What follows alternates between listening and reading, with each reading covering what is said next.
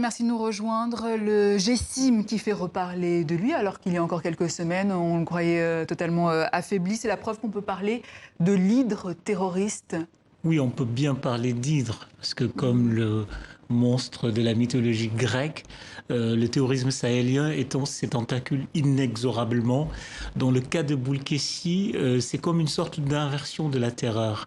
C'est-à-dire, jusqu'ici, on était dans une guerre asymétrique, depuis l'intervention française qui avait durablement affaibli les groupes djihadistes sahéliens, il s'était imposé une sorte de guerre asymétrique, c'est-à-dire une technique, en tout cas une tactique des groupes djihadistes qui était basée sur des attentats éclairs et pas d'affrontement direct. Boulkessi marque un tournant parce que l'armée, en tout cas les djihadistes, affrontent directement, frontalement, en guerre ouverte, l'armée malienne. C'est un camp, un des camps les plus importants, qui fait partie du dispositif G5 Sahel, donc le dispositif financé par plusieurs armées, qui a été attaqué.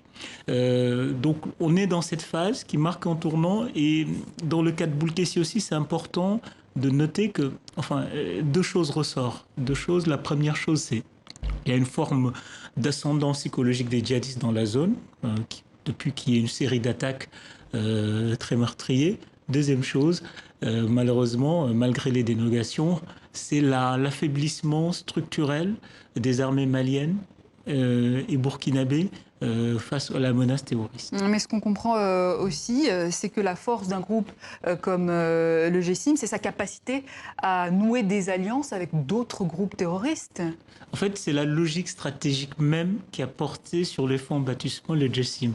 Le chef du GSIM, c'est Yadak Ali, donc ancien rebelle Touareg, enfin qui sévit dans la zone depuis les années 90, donc qui connaît très bien tous les groupes, enfin qui connaît très bien, en tout cas, la géopolitique de la région. Donc, toute la légitimité de Yakali s'est battue sur cette capacité, sur cette capacité à créer des alliances pour étendre le domaine du djihad.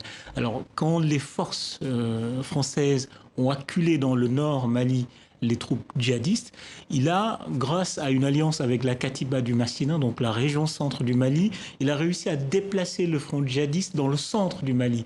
Et c'est par ces biais-là aussi qu'il a pu ouvrir un front au Burkina, avec une certaine complicité, parce que pour étendre au centre et ouvrir un front burkinabé, il a à la fois créé des alliances qui ne sont pas qu'idéologiques, parce qu'il bâtit aussi des alliances complexes qui sont basées sur les questions communautarisme.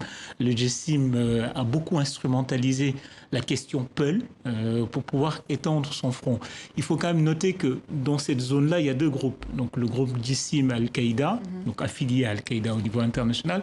Il y a le groupe Ansarul Islam du côté burkinabé qui est plutôt allié à l'État islamique. Et ce qui est intéressant, c'est que autant les États dans leur riposte sont désordonnés, hésitants, autant les groupes djihadistes, malgré leurs différences idéologiques plus ou moins, ont une convergence dans la stratégie. Un phénomène très complexe, hein, en tout cas. Ousmane Diaye, rédacteur en chef Afrique, merci pour votre éclairage.